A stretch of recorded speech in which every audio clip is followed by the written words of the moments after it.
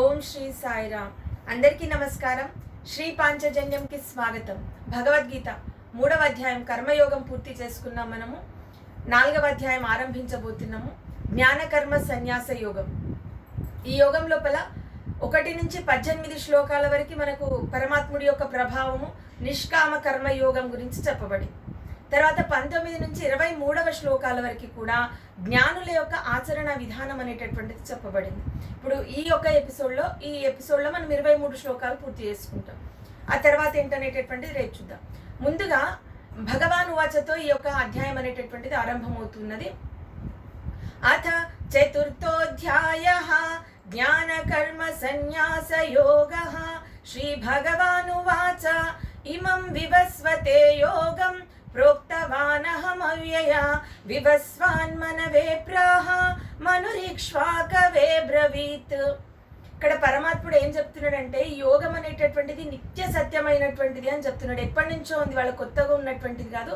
గతంలో నేను మొదటిసారిగా సూర్యుడికి చెప్పిన ఇది. సూర్యుడు తన కొడుకైనటువంటి మనువుకి చెప్పిండు, వైవస్వత మనువుకి. మనువు ఇక్ష్వాకుడికి చెప్పిండు. ఈ విధంగా పరంపర అనేటటువంటిది కొనసాగుతూ ఉన్నది అనేటటువంటి విషయం చెప్పడం జరిగింది. ఆ తర్వాత ఏమంటున్నాడంటే, ఏవం పరంపరా ప్రాప్తం ఇమం రాజర్షయో విదుః సకాలే నేహ మహత యోగో నష్ట పరంతప అంటున్నాడు. అంటే ఇట్లా ఈ యొక్క సూర్యుడు మనువు ఇక్ష్వాకుకి ఇట్లా చెప్తూ వస్తూ పరంపరాగతంగా చాలా మంది రాజర్షులు ఈ యొక్క యోగం గురించి తెలుసుకోవడం జరిగింది అని చెప్పేసి చెప్తా ఉన్నాడు. అంటే చాలా మంది రాజులు తెలుసుకున్నారు అని చెప్పేసి.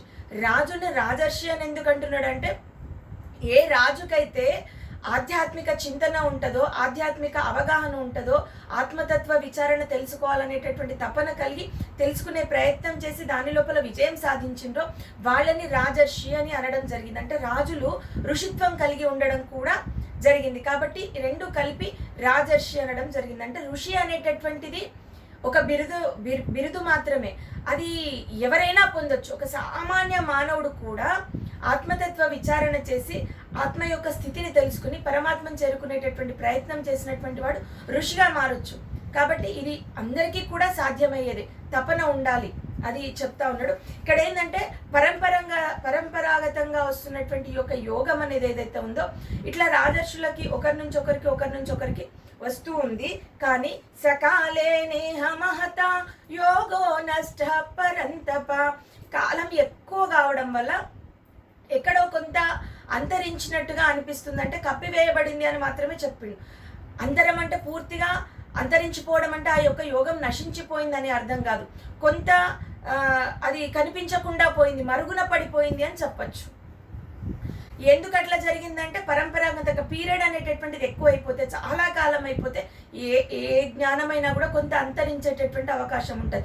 పైగా ఈ రాజులనందరినీ పరశురాముడు వధిస్తూ వస్తున్నటువంటి ఒక పౌరాణికమైనటువంటి విషయం మనకు తెలుసు.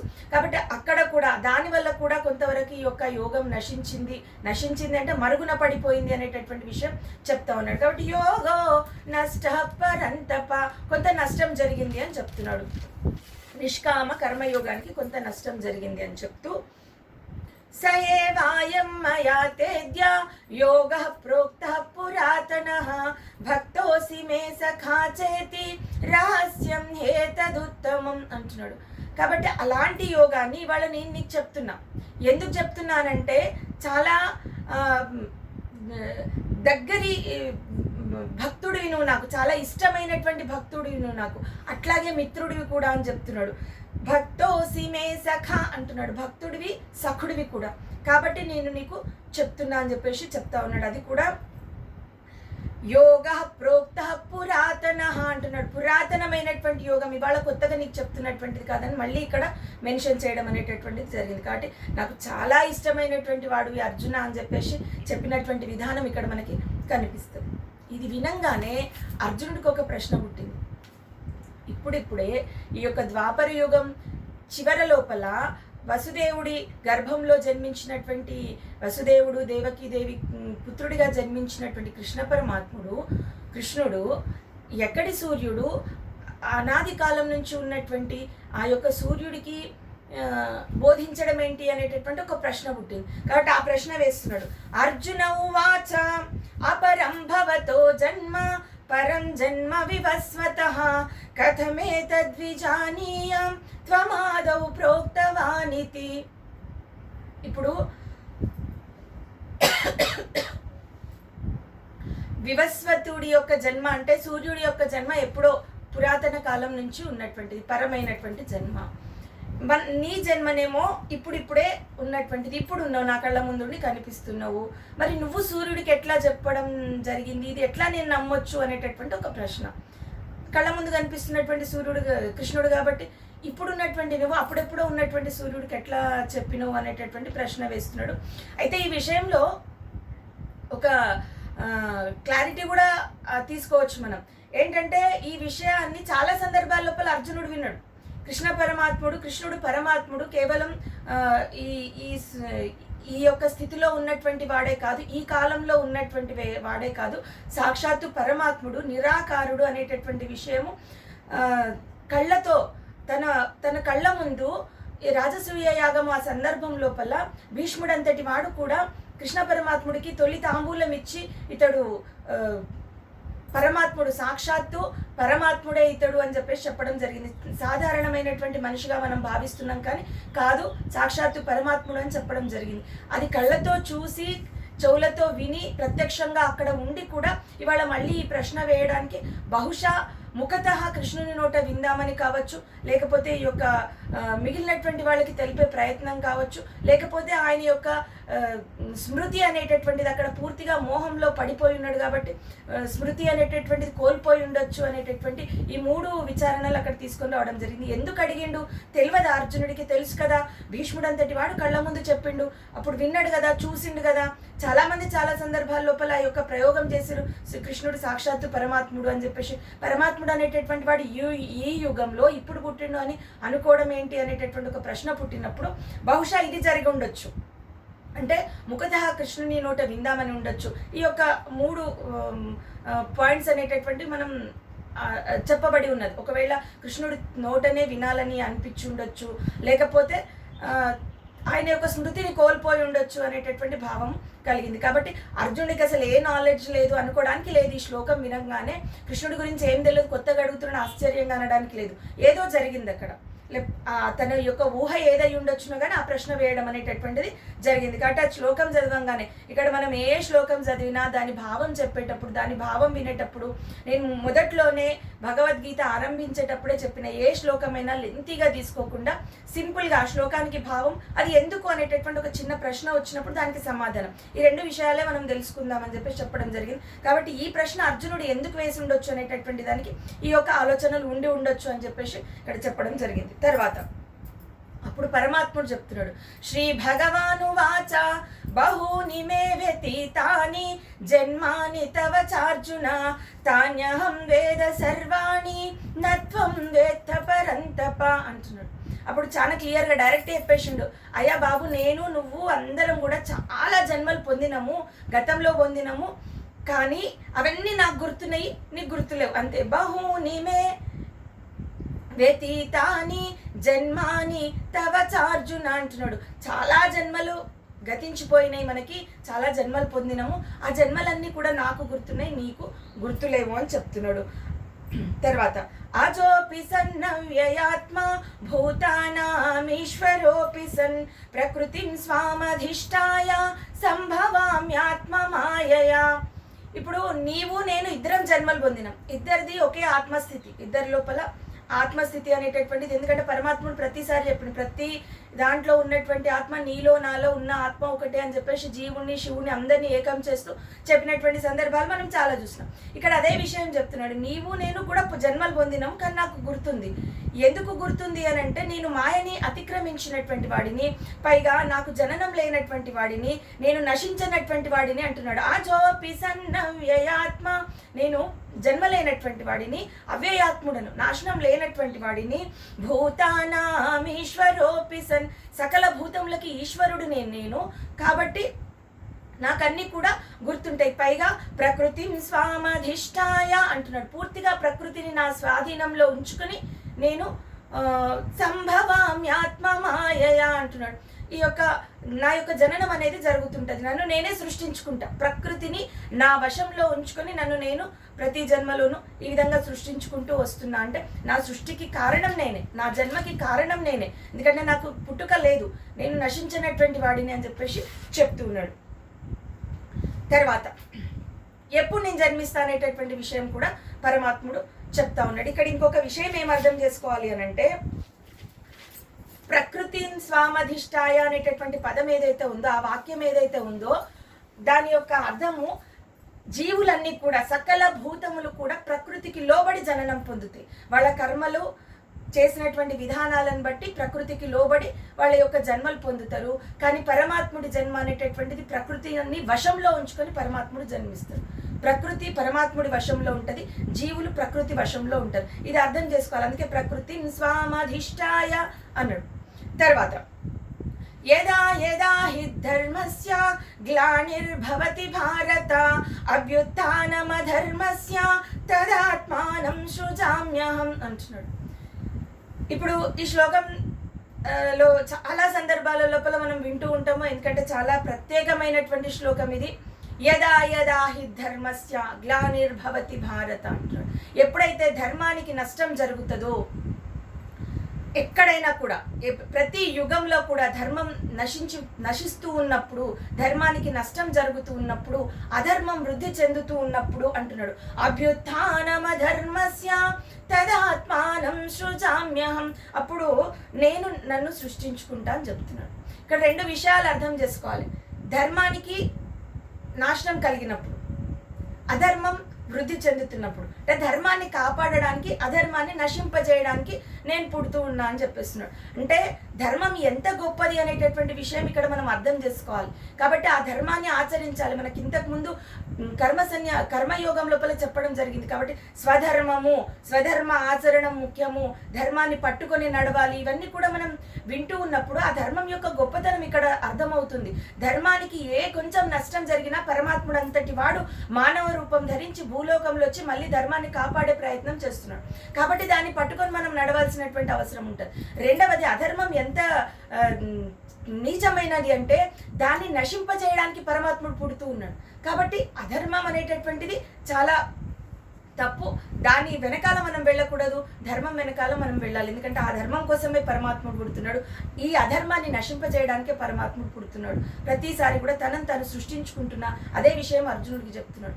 తర్వాత పరిత్రాణాయ సాధూనాం వినాశాయ చ దుష్కృతాం ధర్మ సంస్థాపనార్థాయ సంభవామి యుగే యుగే. ఇక్కడ సాధువులని పరిరక్షించడానికి అంటున్నాడు. అంటే ఇక్కడ సాధువు అంటే సత్కర్మలని ఆచరించే వాళ్ళని అర్థం చేసుకోవాలి. సాధువు అంటే కాషాయ వస్త్రంగా ధరించి సన్యాసి వేషం ఉన్నవాడిని రక్షించడానికి అని కాదు. ఎవడు సత్కర్మని ఆశిస్తే, అందుకే యస్య తస్య అనేటటువంటి చాలా సందర్భాల్లో ఉపయోగించింది. ఇక్కడ అదే విషయం మనం అర్థం చేసుకోవాలి. ఎవరు సత్కర్మలని ఆచరిస్తే వాళ్ళను కాపాడడానికి, తర్వాత ఎవరు దుష్కర్మలు ఆచరిస్తే వాళ్ళను నశింపజేయడానికి అని చెప్పేసి అర్థం. వినాశాయ చ దుష్కృతాం అంటున్నాడు. కాబట్టి సత్కర్మలని ఆచరించే వాళ్ళని కాపాడుతూ దుష్కర్మలని ఆచరించే వాళ్ళని నాశనం చేయడానికి, పైగా ధర్మ సంస్థాపనార్థాయ సంభవామి యుగే యుగే అంటున్నాడు. అంటే ధర్మాన్ని స్థాపించడానికి నేను ప్రతి యుగంలోనూ పుడతా అని చెప్పేసి చెప్తున్నాడు. యుగే యుగే అంటున్నాడు. ఇక్కడ యుగే యుగే అనేటటువంటి దానికి ఒక వివరణ ఇవ్వడం జరిగింది. ప్రతి యుగంలో అని అర్థం మనం తీసుకోవద్దు. ఎప్పుడు పరమాత్మకి అవసరం అనిపిస్తే అప్పుడు అనేటటువంటిది, ఎక్కడ ఆయన అవసరం ఉందనుకుంటే అక్కడ పరమాత్ముడు రావడం అనేటటువంటిది జరుగుతుంది. కాబట్టి కాలాంతరం లోపల ధర్మం నశిస్తూ ఉన్నటువంటి వేళ, అధర్మం విజృంభిస్తూ ఉన్నటువంటి వేళ, కొన్ని ఇందాక చెప్పినట్టుగా ఈ యొక్క యోగాలు నశిస్తూ ఉన్నప్పుడు, ఇప్పుడు నిష్కామ కర్మయోగము కాలానుగుణంగా అట్లా కొంతవరకు మరుగున పడిపోయింది. అలాంటి సందర్భాల్లో కూడా ఈ యొక్క యోగాలను ఉద్ధరించడానికి కావచ్చు, ధర్మాన్ని రక్షించడానికి కావచ్చు, అధర్మాన్ని నశింపజేయడానికి కావచ్చు, పరమాత్ముడు ఒక అవతారం అనేటటువంటిది వస్తారు. ఖచ్చితంగా పరమాత్ముడు రావాలి, పునరుద్ధరణ జరగాలి అనేటటువంటి విషయం మనకి చెప్పబడి ఉన్నది. కాబట్టి ఆ విధంగా పరమాత్ముడు జననం అనేటటువంటిది పొందుతూ ఉన్నాడు. అందుకే ఆయన అర్జునుడికి చెప్తున్నాడు, అందుకే నేను వస్తా అని చెప్పేసి క్లియర్గా చెప్పడం జరిగింది. తర్వాత జన్మ కర్మ చ మే దివ్యం ఏవం యో వేత్తి తత్వతః త్యక్త్వా దేహం పునర్జన్మ నైతి మామేతి సోర్జున అంటున్నాడు ఇక్కడ. ఇప్పుడు ఆయన నా యొక్క జన్మ, నా యొక్క కర్మ రెండు కూడా దివ్యమైనవి అంటున్నాడు. జన్మ కర్మ చ మే దివ్యం అంటున్నాడు. కాబట్టి ఏవం యో వేత్తి తత్వతః అది తెలుసుకొని మసులుకోవాలి ఎవరైనా కూడా. ఇప్పుడు జన్మ అనేటటువంటిది పరమాత్ముడి యొక్క జన్మ కర్మ, ఈ యొక్క విషయం అర్థమైనటువంటి వాడు ఎవరైనా కూడా త్యక్త్వా దేహం పునర్జన్మ అంటే ఆ యొక్క శరీరాన్ని వదిలేసిన తర్వాత, త్యక్త్వా దేహం అంటున్నాడు, శరీరాన్ని వదిలేసిన తర్వాత పునర్జన్మని మళ్ళీ పొందరు అంటే మోక్ష ప్రాప్తి పొందుతారు. ఇప్పుడు రెండే విషయాలు, పరమాత్ముడి యొక్క జన్మ గురించి కర్మ గురించి తెలుసుకున్నటువంటి వాడు, అర్థం చేసుకున్నటువంటి వాడు, ఆయన యొక్క దివ్యమైనటువంటి లీలలను అర్థం చేసుకున్నటువంటి వాడు అని అర్థం. కాబట్టి అది ఏంటి అంటే ఆయన యొక్క కర్మలు ఏ విధంగా ఉంటాయంటే నిష్కామ కర్మలు ఉంటాయి. కాబట్టి ప్రతివాడు అది అర్థం చేసుకుని ఆ నిష్కామ కర్మని ఆచరించి తన జన్మని సార్థకం చేసుకుని మళ్ళీ జననం పొందకుండా ఉండేటటువంటి ప్రయత్నం చేయాలి. అది పరమాత్ముడు చెప్తున్నాడు, నా కర్మ నా జన్మ ఇది దివ్యమైనటువంటివి రెండు కూడా. కాబట్టి ఇది అర్థం చేసుకున్నటువంటి వాడు ఆచరిస్తాడు. ఆచరించినటువంటి వాడు ఒకసారి మరణం పొందిన తర్వాత మళ్ళీ జన్మించడం అనేటటువంటి విషయం పరమాత్ముడు చెప్తున్నాడు. తర్వాత వీతరాగ భయ క్రోధ మన్మయా మాముపాశ్రితాః బహవో జ్ఞాన తపసా పూతా మద్భావమాగతాః. ఇక్కడ పరమాత్ముడు ఏం చెప్తున్నాడంటే రాగం భయం క్రోధం వీటిని త్యజించినటువంటి వాడు. వీత రాగ భయ క్రోధ అంటున్నాడు. అంటే రాగము భయము క్రోధము త్యజించి మన్మయా మాముపాశ్రితాః అంటున్నాడు, నన్ను ఉపాసించేటటువంటి వాళ్ళు, పూర్తి భక్తి శ్రద్ధలతో మనసు నాయందే నిలిపి నన్ను కొలిచేటటువంటి వాళ్ళు. బహవో జ్ఞాన తపసా పూతా మద్భావమాగతాః. గతం లోపల ఎంతో మంది జ్ఞాన తపస్సంపన్నులు నన్ను పొంది ఉన్నారు అంటే ముక్తిని పొంది ఉన్నారు అని చెప్తున్నాడు. ఇప్పుడు జ్ఞానమును ఇక్కడ తపస్సు అంటున్నాడు, జ్ఞాన తపస్సు అంటున్నాడు. చాలా సందర్భాల లోపల భగవద్గీత లోపల ఈ జ్ఞానమును ఒక్కొక్క సందర్భం లోపల ఖడ్గంతో పోల్చి చెప్పడం జరిగింది, నావతో పోల్చి చెప్పడం జరిగింది, ఇక్కడ తపస్సుతో పోల్చి చెప్పడం జరుగుతున్నది. సందర్భం వచ్చినప్పుడల్లా పరమాత్ముడి యొక్క జ్ఞానాన్ని కొన్ని విషయాలతో పోల్చి చెప్తున్నాడు. అట్లాగే ఇక్కడ తపస్సుతో పోల్చి చెప్పడం జరిగింది. తర్వాత ఏమంటున్నాడంటే ఏ యథా మాం ప్రపద్యంతే తాం తథైవ భజామ్యహం మమ వర్త్మానువర్తంతే మనుష్యా పార్థ సర్వశః. ఇప్పుడు ఎవరైనా కూడా ఇంతకుముందు చెప్తుండు, రాగము భయము క్రోధము లేకుండా పూర్తిగా శ్రద్ధా భక్తులతో మనస్సును నన్నే నిలుపుకొని నన్ను పూజించినటువంటి వాళ్ళు, నన్ను ఆశ్రయించినటువంటి వాళ్ళు ఎంతోమంది గతం లోపల ఈ యొక్క ముక్తిని పొందిండ్రు, నన్ను పొందిండ్రు అని చెప్తూ అది చేసేటటువంటి విధానం గురించి చెప్తుండు. ఎవరు ఎంత చేస్తే వాళ్ళకి అంత ఫలితం ఉంటుందని చెప్తున్నాడు. ఏ యథా మాం ప్రపద్యంతే తాం తథైవ భజామ్యహం. కాబట్టి వాళ్ళు నన్ను భజించినటువంటి విధానం లోపల వాళ్ళు ఎంత శ్రద్ధ కలిగి ఉంటే, ఎంత భక్తి కలిగి ఉంటే, నా పైన నన్ను మనసు లోపల ఎంత స్థిరంగా నిలుపుకోగలిగితే అంత ఫలితం అనేటటువంటిది వాళ్ళకి వస్తుంది అని చెప్తున్నాడు. మమ వర్త్మానువర్తంతే మనుష్యా పార్థ సర్వశః. ఇక్కడ ఈ యొక్క భూతముల పట్ల జీవుల పట్ల అతడి పరమాత్ముడికి ఉన్నటువంటి ప్రేమ గురించి చెప్తున్నాడు. అందరూ నన్నే మార్గదర్శనంగా తీసుకుంటారు, అందరూ నన్నే వర్తిస్తూ ఉంటారు, నా మార్గంలోనే నడుస్తూ ఉంటారు.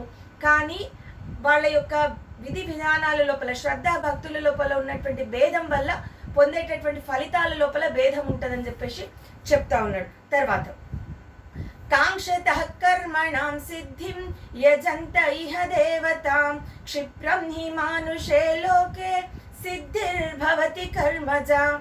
ఇప్పుడు కోరికలని కోరుతూ పరమాత్ముని పూజలు చేసేటటువంటి వాళ్ళు ఎవరైతే ఉంటారో వాళ్ళు అనేకమైనటువంటి దేవతలను అనేకమైనటువంటి విధాలుగా కొలుస్తూ ఉంటారు.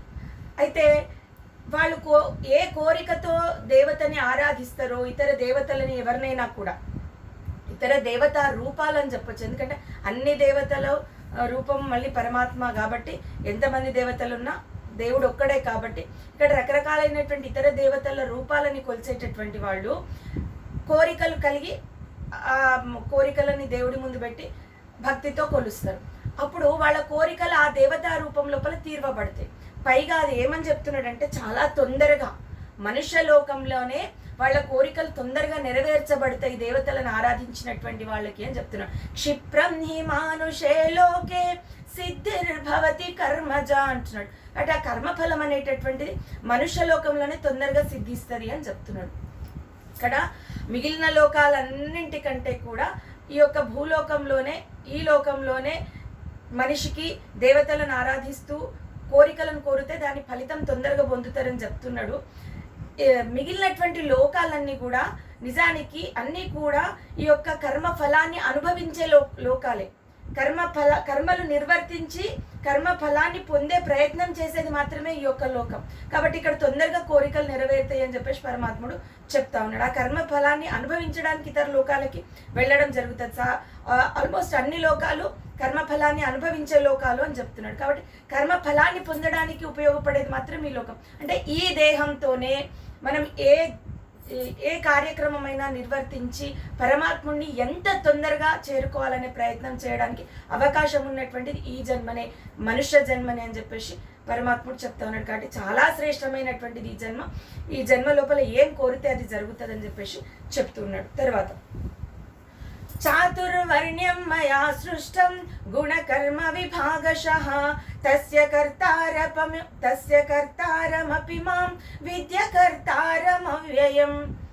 ఇప్పుడు ఈ యొక్క మనిషి జీవితం అనేటటువంటిది, మనుష్య జన్మ అనేటటువంటి శ్రేష్టమైనది, తొందరగా కోరికలు నెరవేర్చుకోగలుగుతాడు ఈ జన్మనందే, మానవ జన్మనందే అని చెప్పిన తర్వాత ఈ యొక్క వర్ణాలను నేనే సృష్టించిన అని పరమాత్ముడు చెప్తున్నాడు. అంటే చాతుర్వర్ణ్యం అంటున్నాడు. 4 వర్ణాలను నేను సృష్టించిన గుణకర్మ విభాగశః అంటున్నాడు. అంటే గుణాలని బట్టి, ఇంకా దేన్ని బట్టి కాదు. కాబట్టి పరమాత్ముడు దీనిపైన కూడా రకరకాల విమర్శలు వస్తూ ఉంటాయి.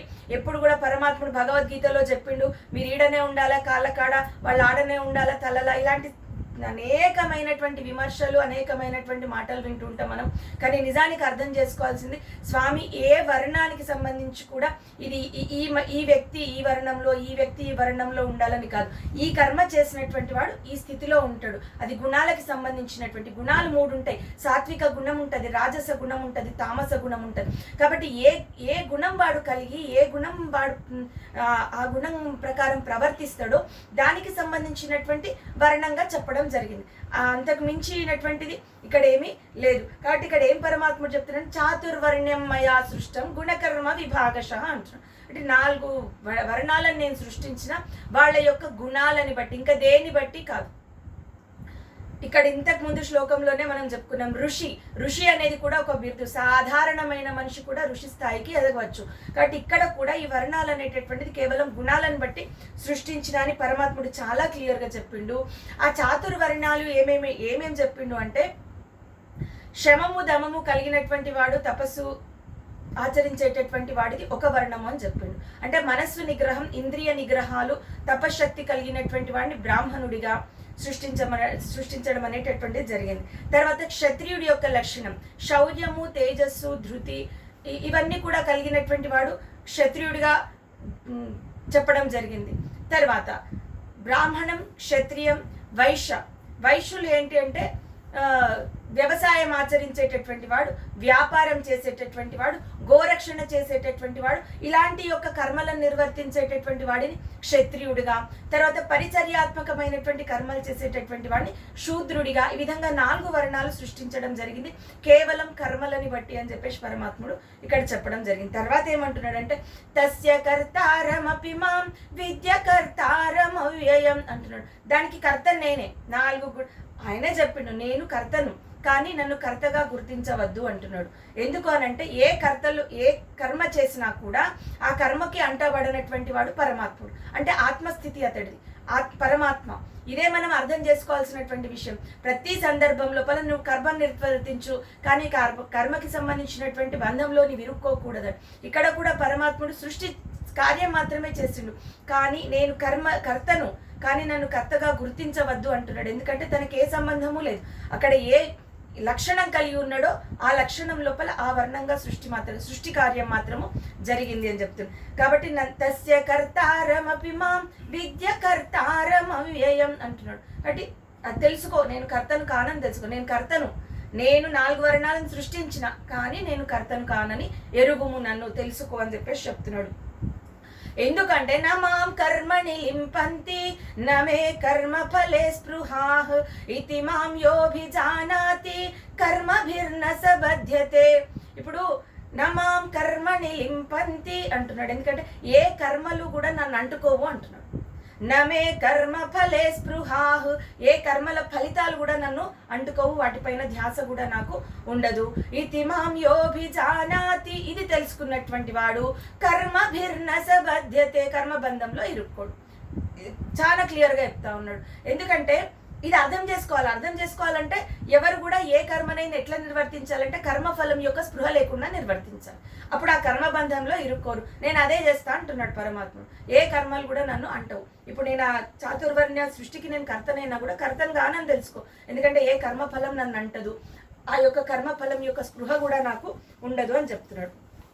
తర్వాత ఏవం జ్ఞాత్వా కృతం కర్మ పూర్వైరపి ముముక్షుభిః కురు కర్మైవ తస్మాత్వం పూర్వతరం కృతం అంటున్నాడు. ఇప్పుడు ఈ విషయం తెలిసినటువంటి అనేకమైన పూర్వకాలం లోపల ఇది గుర్తెరిగి ఈ విధంగా వాళ్ళ యొక్క కర్మలు నిర్వర్తించి అనేక మంది నన్ను పొందడం జరిగింది, మోక్షం పొందడం జరిగింది. నువ్వు కూడా అట్లనే చెయ్యి అర్జున అని చెప్పేసి చెప్తా ఉన్నాడు. తర్వాత కిం కర్మ కిమ కర్మేతి కవయోత్రప్యమోహితాః తత్తే కర్మ ప్రవక్ష్యామి యజ్ఞాత్వా మోక్షసే శుభాత్. 2 విషయాలు తెలుసుకోమని చెప్తున్నాడు ఇక్కడ పరమాత్ముడు. ఏంది అంటే కిం కర్మ, కర్మ అంటే ఏంటి, కిమ కర్మ, అకర్మ అంటే ఏంటి, కర్మ ఏది అకర్మ ఏది, ఈ 2 విషయాలు తెలుసుకోవాలి. ఈ రెండింటి విషయం లోపలనే చాలా మందికి ఈ యొక్క సంకోచం అనేటటువంటిది ఉంటుంది. ఏది కర్మ సరి అయినటువంటిది, ఏది అకర్మ అనేటటువంటి విషయం అర్థం చేసుకోవాలి. ఇది చాలా మందికి అర్థం కాదు. కవయోత్రప్యమోహిత అంటున్నాడు. చాలా మంది కవులు అంటే పాండిత్యం కలిగినటువంటి వాళ్ళు కూడా దీని పట్ల అవగాహన అనేటటువంటిది ఉండదు. మోహితంతో అంటే దానిపైన పూర్తి అవగాహన అనేటటువంటిది ఉండదు. తత్తే కర్మ ప్రవక్ష్యామి యజ్ఞాత్వా మోక్షసే శుభాత్. కాబట్టి ఆ కర్మ నీ గురించి నేను చెప్తాను. ఏ విషయం తెలుసుకొని నువ్వు మోక్షం పొందగలుగుతావో అలాంటి వివరణ నీకు ఇస్తా అర్జున అని చెప్పేసి చెప్తున్నాడు. కాబట్టి ఇక్కడ కర్మ ఏది అకర్మ ఏది అనేటటువంటి విషయం తెలుసుకో అని చెప్పేసి చెప్తున్నాడు. తర్వాత కర్మణో హ్యపి బోద్ధవ్యం చ వికర్మణః అకర్మణశ్చ బోద్ధవ్యం గహనా కర్మణో గతిః. ఇప్పుడు 3 పదాలు చెప్పిండు ఇక్కడ. కర్మణో అంటున్నాడు. కర్మణో హ్యపి బోద్ధవ్యం చ వికర్మణః. ఫస్ట్ పాదంలో మనకి కర్మ ఉంది, సెకండ్ పాదంలో వికర్మ ఉంది, తర్వాత 3వ పాదంలో అకర్మ ఉంది. ఇప్పుడు కర్మ అంటే ఏంటి, వికర్మ అంటే ఏంటి, అకర్మ అంటే ఏంటో తెలుసుకోవాలి. సాధారణంగా చూస్తే కర్మ అంటే సాధారణమైనటువంటి కర్మ, వికర్మ అంటే ఏదైతే చేయకూడనటువంటి నిషిద్ధ కర్మలు ఉంటాయో అవి వికర్మలుగా చెప్పొచ్చు. అకర్మణత్వం అంటే అసలు కర్మ నిర్వర్తించకుండా ఉండేటటువంటి దాన్ని అకర్మణత్వము అని అంటారు. ఇప్పుడు మొదటి స్థితి అంటే 2వ స్థితి ఏదైతే ఉందో వికర్మ ఏదైతే ఉందో అది ఏంటంటే నిష్కామ కర్మయోగం చేయాలంటే కామంతో కర్మ చేయొద్దు, కాబట్టి అది దాటితే నిష్కామ కర్మయోగం అవుతుంది. తర్వాత కర్మ పైన ఆసక్తి అనేటటువంటిది ఉండకూడదు, ఆసక్తి లేకుండా కర్మని నిర్వర్తించాలి. ఈ విధంగా కూడా స్వీకరించవచ్చు మనం. అంటే వికర్మ అంటే నిష్కామ కర్మయోగము, ఆసక్తి రహితమైనటువంటి కర్మయోగం, ఆసక్తి రహితమైనటువంటి కర్మ. ఈ స్థాయి దాటితే అకర్మ అనేటటువంటిది అంటే స్టెప్ బై స్టెప్ చెప్తా ఉన్నాడు. సాధారణ విషయం చెప్తూ దాన్ని ఏ విధంగా మనం అనుభవించుకొని దాన్ని ఆచరించాలి అని అంటే ఈ యొక్క చేయకూడని కర్మ ఏదంటే కామంతో కర్మ చేయొద్దు, వికర్మ. కామంతో కర్మ చేయొద్దు అంటే నిష్కామ కర్మం చేయాలి, నిష్కామ కర్మ చేయాలి. ఆసక్తితో కర్మ చేయదు కాబట్టి అనాసక్తితో కర్మ చేయాలి. ఇది చేసిన తర్వాత అకర్మ స్థితి పొందగలుగుతాం. ఎట్లా అని అంటే మొదటి స్థితి లోపల అకర్మ అంటే ఏ కర్మ చేయకుండా ఉండడం అనే అర్థము. రెండవ స్థితి అనేటటువంటిది ఒక నిష్కామ వికర్మ ఆచరించిన తర్వాత ఈ అకర్మ స్థితికి ఎట్లా వెళ్ళగలుగుతాం మనము అని అంటే, ఏ కర్మ ఆచరించినా కూడా దాని యొక్క బంధంలో ఇరుక్కోనటువంటి స్థితి అకర్మ స్థితి. అంటే కర్మ ఆచరణం జరిగినా దాని యొక్క మాయలో పడిపోకపోవడం అనేటటువంటి అకర్మ స్థితి అని చెప్పొచ్చు. కాబట్టి ఈ మూడింటికి భేదం ఇది. కర్మ, తర్వాత వికర్మ, తర్వాత అకర్మ. ఈ మూడింటి యొక్క భేదం అనేటటువంటిది తెలుసుకోవాలి. కహనా కర్మణో గతి అంటున్నాడు. తర్వాత కర్మణ్య కర్మయః పశ్యేత్ అకర్మణి చ కర్మయః సబుద్ధిమాన్ మనుష్యేషు సయుక్త కృత్స్న కర్మ కృత్ అంటున్నాడు. ఇప్పుడు గొప్పవాళ్ళు ఎవరు కూడా, అందరూ కూడా అంటే జ్ఞానులందరూ, బుద్ధిమాన్ మనుష్యేషు అంటే బుద్ధి కలిగినటువంటి వాళ్ళు, వివేకవంతులు ఎవరైతే ఉంటారో వాళ్ళు ఏం చేస్తారంటే కర్మణ్య కర్మయః పశ్యేత్ అంటున్నాడు. కర్మలో అకర్మని చూస్తారు. అకర్మణి చ కర్మయః అకర్మలో కర్మని చూస్తారు. కాబట్టి ఈ రెండు అర్థం చేసుకున్నటువంటి వాళ్ళు మోక్ష ప్రాప్తి పొందుతారు అంటున్నాడు. ఇప్పుడు కర్మలో అకర్మని చూడడం అంటే ఏంటంటే, కర్మని నిర్వర్తించాలి కానీ అకర్మయుక్తులుగానే ఉండాలి, కర్మ చేయనట్టుగానే ఉండాలి. అంటే కర్మ ఫలాన్ని ఆశించకూడదు, కర్మ పైన ఆసక్తి ఉండకూడదు. ఆ విధంగా కర్మలు ఆచరిస్తే భౌతికంగా మనం ఎన్ని కర్మలు ఆచరించినా కూడా మానసికంగా దాన్ని పట్టుకొని ఉండకపోతే అదే కర్మలో అకర్మని చూసినట్టే అవుతుంది. తర్వాత అకర్మలో కర్మని చూడడం అంటే ఏ కర్మ నిర్వర్తించకుండా దొంగ సన్యాసం వేసుకొని కూర్చొని ఇంద్రియాలను వశం చేసుకున్నట్లుగా, మనకి ఇంతకు ముందు కూడా ఈ యొక్క భావం అనేటటువంటిది వచ్చినటువంటి శ్లోకాలు ఉన్నాయి. ఇంద్రియాలను వశంలో ఉంచుకున్నట్టుగా భావిస్తూ మానసికమైనటువంటి అనుభవం ఏదైతే పొందుతూ ఉంటారో, అంటే మనసు ద్వారా అనుభవించేటటువంటి ప్రయత్నం ఏదైతే చేస్తూ ఉంటారో, వాళ్ళు కర్మలు ఆచరించకపోయినా ఆ కర్మ బంధం లోపల ఇరుక్కొనే ఉంటారు. కాబట్టి ఇది అకర్మలో కర్మను చూడడం, కర్మలో అకర్మను చూడడం, ఈ రెండింటికి భేదం అనేటటువంటిది అర్థం చేసుకున్నటువంటి వాడు మోక్ష ప్రాప్తిని పొందుతాడు అని అర్థం అన్నమాట. తర్వాత 19వ శ్లోకం. ఇక్కడ నుంచి మనకి 23వ శ్లోకం వరకు కూడా జ్ఞానుల యొక్క ఆచరణ పద్ధతి అని చెప్పుకున్నాము. యస్య సర్వే సమారంభా కామ సంకల్ప వర్జితాః జ్ఞానాగ్నిదగ్ధ కర్మాణం తమాహుః పండితం బుధా. ఇప్పుడు ఈ యొక్క పండితుడి లక్షణం ఎట్లా ఉంటది అని అంటే, మనం పండితుడు అనేటటువంటి పదానికి పరమాత్ముడు చాలా సందర్భాల చాలా అర్థాలు చెప్తున్నాడు. సాధారణమైనటువంటి పాండిత్య ప్రకర్ష కాదు, ఇది పండిత లక్షణం అని చెప్పినటువంటి సందర్భాలు చాలా ఉన్నాయి మనకి భగవద్గీత లోపల. ఇక్కడ ఏం చెప్తున్నాడంటే కామ సంకల్ప వర్జితా అంటున్నాడు. కామం లేకుండా, సంకల్పం లేకుండా ఎవరైతే కార్యములను నిర్వర్తిస్తారో వాళ్ళ యొక్క జ్ఞానాగ్నిదగ్ధ కర్మాణం అంటున్నాడు. జ్ఞానము అనేటటువంటి అగ్ని చేత వాళ్ళ యొక్క కర్మలన్నీ కూడా దహించి వేయబడతాయి. తమాహు పండితం బుధ అంటున్నాడు. అంటే ఏ కోరికలు లేకుండా, ఏ సంకల్పం లేకుండా, వాళ్ళ యొక్క ఏ ఫలితాన్ని ఆశించకుండా కర్మలు నిర్వర్తించేటటువంటి వాళ్ళకి జ్ఞానం అనేది ఉంది. కాబట్టి వాళ్ళ యొక్క జ్ఞానం చేత ఈ యొక్క కర్మల ఫలితం, కర్మల యొక్క బంధం అనేటటువంటిది దహించి వేయబడుతుంది అని చెప్పేసి పరమాత్ముడు చెప్తున్నాడు. అలాంటి ఆచరణ చేసినటువంటి వాడు నిజమైనటువంటి పండితుడు అని చెప్తున్నాడు. తర్వాత త్యక్త్వా కర్మ ఫలా సంగం నిత్య తృప్తో నిరాశ్రయః కర్మణ్యభిప్రవృత్తోపి నైవ కించిత్ కరోతి సహ అంటున్నాడు. ఇప్పుడు త్యక్త్వా కర్మ ఫలా సంగం, జ్ఞాని అయినటువంటి వాడు కర్మ యొక్క ఫలముని, దానిపైన ఆసక్తిని, రెండిటిని వదిలేస్తాడు. నిత్య తృప్తో నిరాశ్రయ, నిత్య తృప్తిగా ఉంటాడు. ఏ రోజు కూడా ఇది నాకు లేదు, ఇది నాకు కావాలి, ఏదో కొదవ అనేటటువంటి ఆ జ్ఞాని యొక్క ఊహకి కూడా రానటువంటి విషయం. కాబట్టి నిత్య సంతృప్తితో ఉంటాడు. అందుకే అన్నాడు ఆత్మన్యేవాత్మనా తుష్టః, తన ఆత్మలో తాను సంతృప్తి పొందుతూ ఉంటాడు. దేనికోసము తపన అనేటటువంటిది చెందడు. నిరాశ్రయ, బాహ్యమైనటువంటి విషయాలను దేన్ని ఆశ్రయించడు. ఎవరి వల్ల అతడు పొందాల్సినటువంటిది ఏమీ కూడా ఉండదు. కాబట్టి అలాంటి వాడు కర్మలు నిర్వర్తించిన కర్మబంధంలో ఇరుక్కోడు అని చెప్తున్నాడు. తర్వాత నిరాశీర్యత చిత్తాత్మ త్యక్త సర్వ పరిగ్రహ శారీరం కేవలం కర్మ కుర్వన్నాప్నోతి కిల్భిషం. నిరాశీర్యత చిత్తాత్మ అంటున్నాడు. నిరాశి, ఏ ఆశ లేనటువంటి వాడు. యత చిత్తాత్మ అంటున్నాడు, ఇంద్రియాలని వశంలో ఉంచుకున్నటువంటి వాడు. త్యక్త సర్వ పరిగ్రహ, సమస్తమైనటువంటి బాహ్య వస్తువులను త్యజించినటువంటి వాడు, కర్మలు ఆచరించిన కేవలం శరీరం కోసము, శరీర నిర్వహణ కోసము కర్మలు ఆచరించినా కూడా ఏ యొక్క కర్మబంధం లోపల ఇరుక్కోడు. అంటే జ్ఞాని కూడా కర్మలు ఆచరిస్తూ, అందుకే జ్ఞాన కర్మ సన్యాస యోగం అన్నాడు. జ్ఞాని కర్మలు ఆచరిస్తూ ఉంటాడు, కానీ ఆచరించేటటువంటి విధానంలో సాధారణ మనిషికి జ్ఞానికి ఉన్నటువంటి భేదం ఇది. కర్మలు ఆచరిస్తూ కూడా ఎలాంటి గుణాలు కలిగి ఉన్నాడు అనేటటువంటిది ఇక్కడ ఇన్ని శ్లోకాల ద్వారా మనకు చెప్పబడుతున్నది. కాబట్టి అలాంటి వాడు శారీరకంగా ఎన్ని కర్మలు నిర్వర్తించినా కూడా వాళ్ళు కర్మబంధం లోపల ఇరుక్కోరు అని చెప్తున్నాడు. ఎలాంటి పాపము కూడా పొందరు అని చెప్తున్నాడు ఇక్కడ. యదృచ్ఛాలాభ సంతుష్టో ద్వంద్వాతీతో విమత్సరః సమసిద్ధావసిద్ధౌ చ కృత్వాపి న నిబధ్యతే. ఇంకా యదృచ్ఛాలాభ సంతుష్టో అంటున్నాడు. అంటే యాదృచ్ఛికంగా అనుకోకుండా ఏది దొరికితే దానితో సంతృప్తి పొందేటటువంటి వాడు. ఇది కావాలి అని ఆశించడు, అనుకోకుండా దొరికినటువంటి దానితో సంతృప్తి పొందేటటువంటి వాడు, అంటే తనకున్న దాంట్లో తృప్తి పడేటటువంటి వాడు అనుకోవచ్చు.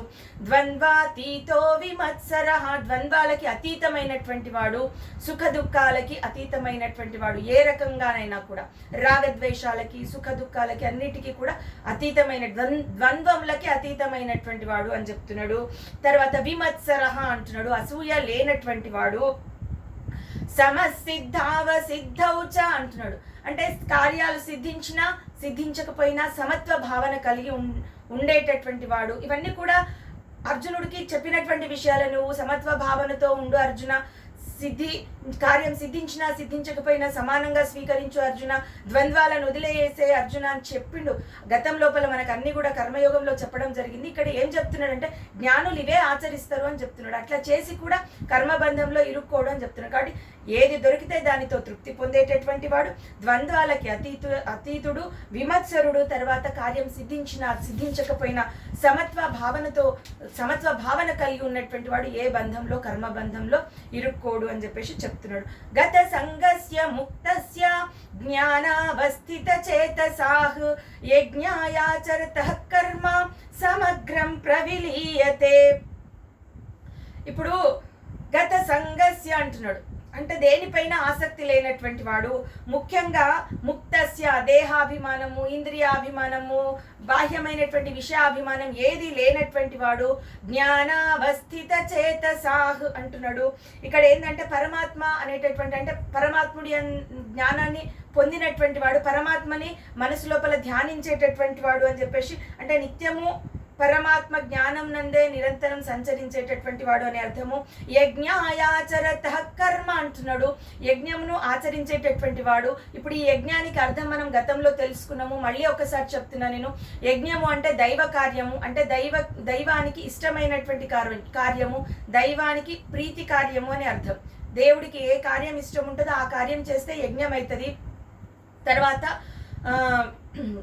లోకానికి హితం చేసేటటువంటి కార్యం యజ్ఞం అవుతుంది. ఈ రెండు ఆచరించినటువంటి వాడు సమగ్రం ప్రవిలీయతే అంటున్నాడు. కాబట్టి కర్మలన్నింటి, ఇతడి యొక్క కర్మలన్నీ కూడా నాశనం అయిపోతాయి, అంటే కర్మల ఫలితం కూడా నశించిపోతుంది. అంటే వాటి యొక్క ఫలితాల లోపల ఇరుక్కోడు. ప్రవిలీయతే అంటే దాని లోపల విలీనం అయిపోతాయి అని చెప్పేసి చెప్తా ఉన్నాడు. కాబట్టి అంటే ఒక రకంగా వాటి నుంచి విముక్తి పొందుతాడు అని అర్థం.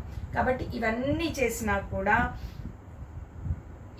ఏ కార్యాలు నిర్వర్తించినా కూడా అది చేసేటటువంటి విధానం సరి అయినటువంటిదైతే దేనిపైన ఏమి కూడా కోరికలు లేకుండా ఏ విధమైనటువంటి ఆచరణలు జ్ఞానులు చేస్తారో, కర్మబంధంలో ఏ విధంగా ఇరుక్కోకుండా ముక్తిని పొందినరో ఆ విషయం ఇక్కడ మనకి జ్ఞానుల గురించి చెప్పడం అనేటటువంటిది జరిగింది. ఇంతటితో ఇక్కడికి ఆపేద్దాము. నెక్స్ట్ ఎపిసోడ్లో మనం 24వ శ్లోకం నుంచి 24వ శ్లోకం నుంచి చూద్దాం. దీన్ని ముగించేటటువంటి ముందు నేను ఒక విషయం చెప్తాను. కర్మ యోగంలో 3వ అధ్యాయంలో చివరి లోపల ఏదైతే 4 శ్లోకాలు ఉంటాయో ఆ 4 శ్లోకాలు చెప్పే ముందు 2 శ్లోకాలు అనేటటువంటి పూర్తిగా నేను అంటే అది నాకు ఎందుకో తృప్తిగా అనిపించడం లేదు. 4 శ్లోకాలు ఎడిటింగ్ లోపల 2 శ్లోకాలు అనేటువంటివి స్కిప్ అయిపోయినాయి. కాబట్టి వాటి గురించి ఒక్కసారి నేను 4 శ్లోకాలను 4 పాదాలలో 4 వాక్యాలలో నేను పూర్తి చేసేస్తాను. చివరిగా ఉండేటటువంటి 4 శ్లోకాలు ఏంటి అని అంటే, దాంట్లో కర్మయోగం లోపల 4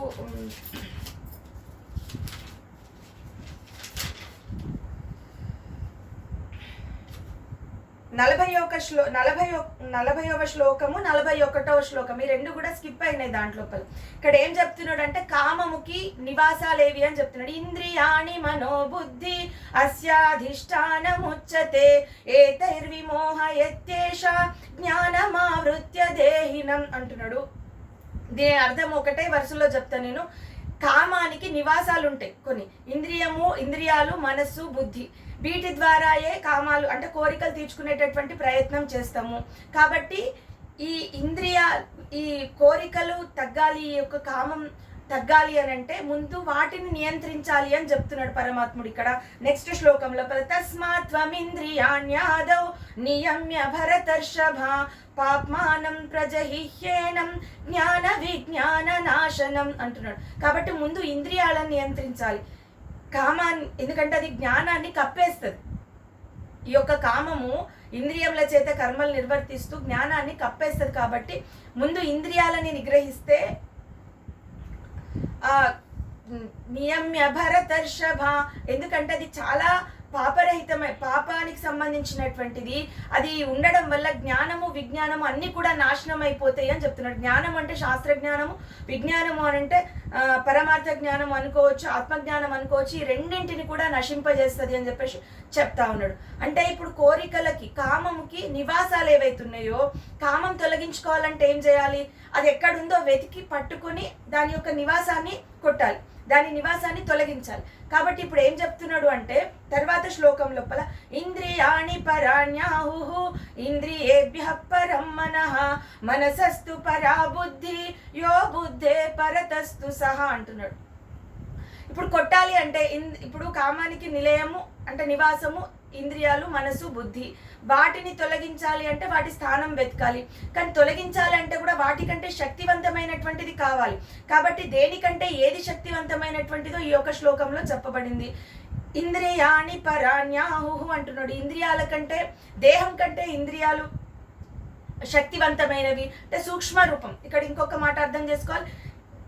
స్థూల రూపం నుంచి ఎంత సూక్ష్మ రూపం అయితే అంత శక్తివంతమైనది అనేటటువంటిది మనకు కనిపిస్తుంది. దేహం కంటే ఇంద్రియాలు శక్తివంతమైనవి, ఇంద్రియాల కంటే మనస్సు శక్తివంతమైనది, మనస్సు కంటే ఆత్మ శక్తివంతమైనది. కాబట్టి ఇప్పుడు ఇంద్రియాలని నియంత్రించాలి, ఇంద్రియాలని వాటిని అదుపులో పెట్టాలి అని అంటే ఎవరికి చేతనైతుంది అంటే ఆత్మకే సాధ్యమవుతుంది. కాబట్టే పరమాత్ముడు చివరి శ్లోకం లోపల ఏవం బుద్ధే పరం బుద్ధ్వా సంస్థభ్యాత్మానమాత్మనా జహి శత్రుం మహాబాహో కామరూపం దురాసదం అంటున్నాడు.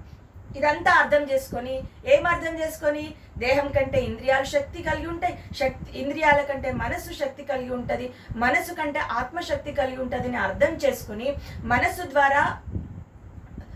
మనస్సు కంటే బుద్ధి కూడా శక్తివంతమైనది అని చెప్పడం జరిగింది. మనస్సు కంటే బుద్ధి తర్వాత ఆత్మ. కాబట్టి ఈ యొక్క బుద్ధి ద్వారా మనసుని నియంత్రించి, మనసు ద్వారా ఇంద్రియాలను నియంత్రించి ఆత్మస్థితిని పొందేటటువంటి ప్రయత్నము చెయ్యాలి అని చెప్పేసి చెప్పడం జరిగింది. కాబట్టి అది జహి శత్రు మహాబాహో కామరూపం దురాసదం అంటున్నాడు. అంటే నిజంగా జయించడానికి కష్టతరమైనటువంటి ఈ యొక్క కామం ఏదైతే ఉందో దాన్ని జయించాలంటే ఇది సరి అయినటువంటి మార్గము అని చెప్తున్నాడు. కాబట్టి బుద్ధి ద్వారా మనస్సు ద్వారా ఇంద్రియాలని జయించాలి, వాటిని నియంత్రించాలి.